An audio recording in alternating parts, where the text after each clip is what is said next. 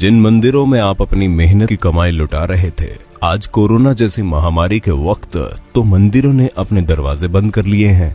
मंदिरों में बैठे ब्राह्मण मंदिरों के खजाने पर कुंडली मारकर बैठे हैं। देश में इतनी बड़ी आपदा आई है, करोड़ों लोग घरों में कैद है। देश में मेडिकल उपकरण की भारी कमी है।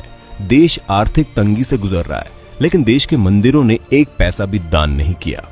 इन मंदिरों में बैठे ब्राह्मणवादी अरबों खरबों के चढ़ावे पर आसन लगाए बैठे हैं। ट्विटर पर हैशटैग मंदिर में दान देना बंद करो ट्रेंड चल रहा है। लोग कह रहे हैं कि जब मुसीबत के वक्त ही ना ही भगवान काम आ रहे हैं, ना ही उनके मंदिरों का चढ़ावा, तो फिर वो जा कहां रहा है। आइए आपको बताते हैं भारत के मंदिरों के पास कितना पैसा है। देश के अमीरों की बात आती है तो अक्सर अंबानी, टाटा और बिड़ला का नाम आता है। हालांकि आपको ये जानकर हैरानी होगी कि देश में कुछ मंदिर ऐसे भी हैं जिनके पास इन अरबपतियों से भी ज्यादा संपत्ति है। केरल का पद्मनाभ स्वामी मंदिर भारत के सबसे अमीर मंदिरों की सूची में आता है। यहाँ हर साल करीब 500 करोड़ रुपए का चढ़ावा आता है। 2016 में इस मंदिर की टोटल वेल्थ $22.3 बिलियन यानी कि करीब 1.47 लाख करोड़ रुपए आंकी गई। आंध्र प्रदेश के तिरुपति बालाजी मंदिर की टोटल वेल्थ 52,000 करोड़ रुपए है। मंदिर हर साल करीब 600 करोड़ रुपए की कमाई करता है। शिरडी साईं बाबा का टेम्पल देश के सबसे फेमस मंदिरों में से एक है। साल 2018-19 में लोगों ने यहाँ 679 करोड़ रुपए दान कर दिए। शिरडी मंदिर की कुल संपत्ति 2200 करोड़ से ज्यादा है।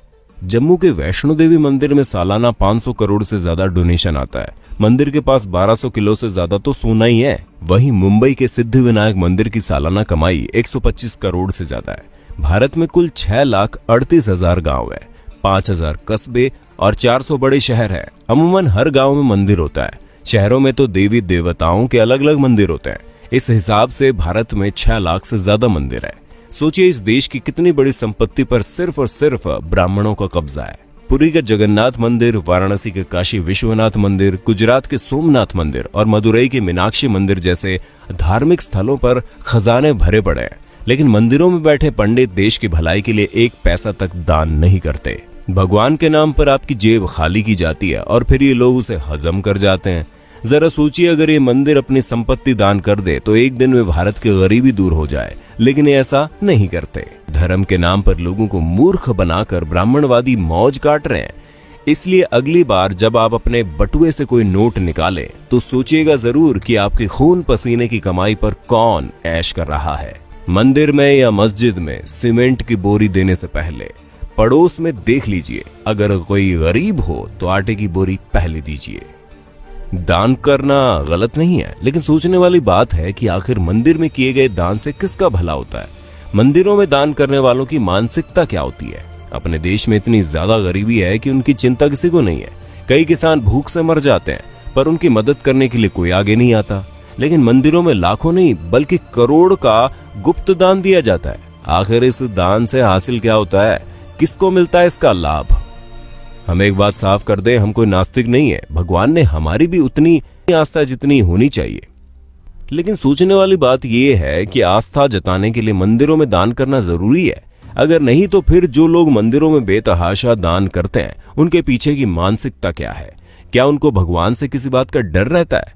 क्या ऐसे लोगों को जो कि काले धंधे करते हैं उनके मन में बात रहती है कि वो भगवान के मंदिर में कुछ दान करके अपने पाप से बच जाएंगे? हमें तो लगता है ऐसी ही किसी मानसिकता के वशीभूत होकर ये लोग लाखों रुपए दान करते हैं। लेकिन इनके दान से किसका भला होता है? हमारे देश के बड़े बड़े मंदिरों की हालत क्या है, किसी से छुपी नहीं है। लाखों दान करने वालों के साथ वीआईपी और वीवीआईपी के लिए तो इन मंदिरों के द्वार मिनटों में खुल जाते हैं। इनको भगवान के दर्शन भी इनके मन मुताबिक समय पर हो जाते हैं। लेकिन आम आदमी को घंटों लाइन में लगे रहने के बाद भी कई बार भगवान के दर्शन नहीं होते। कभी कभी लगता है कि भगवान भी अमीरों के हो गए हैं, खासकर बड़े मंदिरों में विराजने वाले भगवान। शिरडी के साईं बाबा के दरबार के बारे में कहा जाता है कि वहां पर सभी को समान रूप से देखा जाता है। लेकिन हमारे एक मित्र ने बताया कि जब वो शिरडी गए थे तो वीआईपी पास से गए थे और उनको दर्शन करने में कम समय लगा। यानी वहां भी बड़े छोटे का भेद है। संभवतः अपने देश में ऐसा कोई मंदिर है ही नहीं जहां पर छोटे बड़े का भेद ना हो। किसी वीआईपी या फिर अमीर को हमेशा लाइन में लगने से परहेज रहता है। वे भला किसी गरीब के साथ लाइन में खड़े कैसे हो सकते हैं? लाखों का दान करने वालों को क्या अपने देश की गरीबी नजर नहीं आती? क्या ऐसा दान करने वाले लोग इन खैराती अस्पतालों, अनाथ आश्रमों में दान करने के बारे में नहीं सोचते। जिन आश्रमों में ऐसे बच्चों को रखा जाता है, जिन बच्चों में संभवतः ऐसे बच्चे भी शामिल हैं जो किसी अमीर की अय्याशी की निशानी के तौर पर किसी बिन ब्याही माँ की कोख से पैदा होते हैं, क्या लाखों दान करने वालों को अपने देश के किसानों की भूख से वो मौतें नजर नहीं आती? हम तो इतना जानते हैं कि किसी भूखे को खाना खिलाने से लाखों रुपए के दान से ज्यादा का पुण्य मिलता है।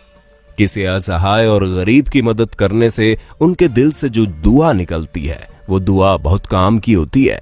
हम मंदिरों में दान करने के खिलाफ कतई नहीं है, लेकिन किसी भी मंदिर में दान उतना ही करना चाहिए जितने से उस मंदिर में होने वाले किसी काम की मदद हो जाए।